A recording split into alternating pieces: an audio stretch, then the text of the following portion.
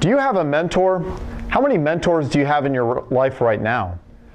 While these questions are easy to ask, they are hard to answer. Hello, my name is Major Kevin Boldt, and today I would like to talk to you about the power of mentorship and also provide some tips for finding mentorship in your life. Now, I know that mentorship, much like innovation, synergy, is a trendy term that gets thrown around a lot. Many people talk about it, but the concept is still quite elusive. To provide some background, the history of mentorship goes back to the Greeks. As Odysseus was getting ready to join the Greeks to bring back the legendary and beautiful Helen from the faraway Troy, Odysseus needed someone to watch over his son Telemachus. The goddess Minerva took the form of mentor, and as a favor to Odysseus, set out to educate and develop Telemachus. The rest is history. While this story is not as famous as Helen and Paris's romance, popularized by the Hollywood movie Troy, starring Brad Pitt, the story of the first mentor provides some context for how long mentorship relationships have been around. Even fewer people read Army doctrine than read the classics, but that is where Army mentors should look for guidance. Dr. Jack Kemp once said that. He is our Associate Dean here at the U.S. Army Command and General Staff College. The United States Army's definition of mentoring describes a voluntary and developmental relationship that exists between a person of greater experience and a person of lesser experience. This relationship is characterized by mutual trust and respect. The Army Doctrine on Leadership expounds this definition by identifying general characteristics of a mentoring relationship. First, mentorship affects both the personal and professional development. Second, both individuals must be active participants.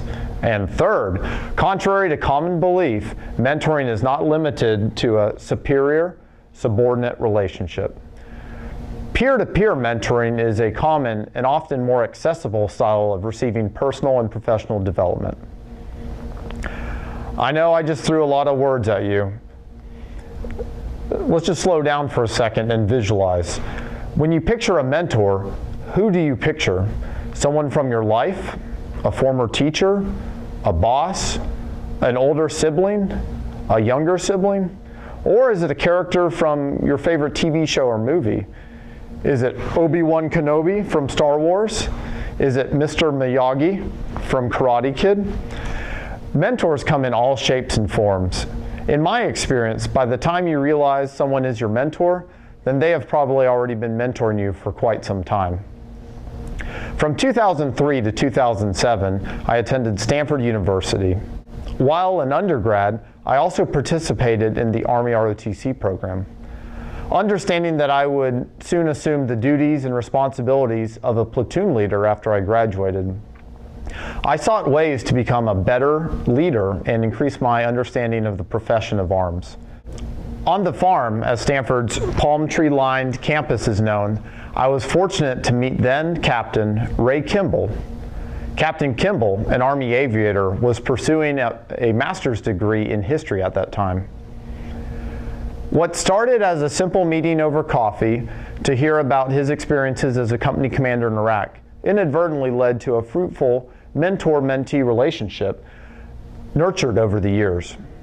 Then Captain Kimball not only answered my questions about his experiences and provided me with his thoughts on leadership, but he also looked for ways to expand my professional and personal development.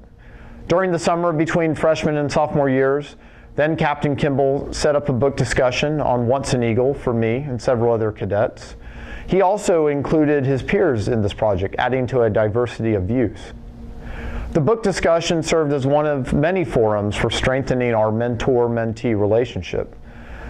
He also used vignettes from movies to help me and other cadets think through complex leadership situations. And over the years, we stayed in touch. I even visited him once when he was teaching at West Point. Captain Kimball has grown into now Colonel Kimball, and Cadet Boldt is now Major Boldt.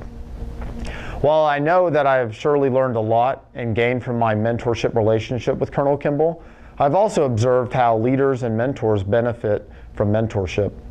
As I continue to serve in the military, I look for opportunities to continue to receive mentorship, but also for opportunities to forge relationships with my own mentees. So why do we need to talk about mentorship? Slightly more than half of Army leaders indicate they currently receive mentoring from one or more mentors. In other words, almost half of Army leaders indicate they currently do not receive mentoring. This leads to the purpose of my talk. In the short talk, I will not be able to address all the different reasons why people feel they are not being adequately mentored. Nevertheless, my goal is to provide a few tips to assist people developing mentorship relationships. The easiest progression for establishing a mentor is stay in touch with a former boss or peer. At a certain point, if you are staying in touch and you're not talking about one subject, fishing, past war stories, whatever, then mentorship might be in the works. Unlike dating, you don't have to become Facebook official. In other words, you don't have to label that person as your mentor or mentee, and actually doing so may be more awkward than helpful. A good way to test the waters on mentorship is to ask that person a question and see how they respond. Another tip is don't get tunnel vision. As a mentee, don't just seek advice regarding your current or next job, task, challenge. Think a few years out. Likewise, as a mentor, help steer your mentee for what is over the horizon. A third piece of advice is that mentorship is not like musical chairs, where you get stuck with a mentor and you have to wait until the music starts to find a new one.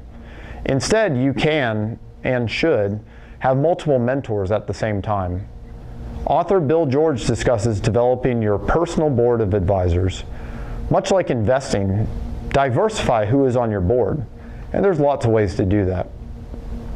You can use general factors such as age, gender, race, profession, or whether the potential mentor has a similar or different family situation to your own. Or if you're in the military, you can consider such factors as rank, experience, or professional goals.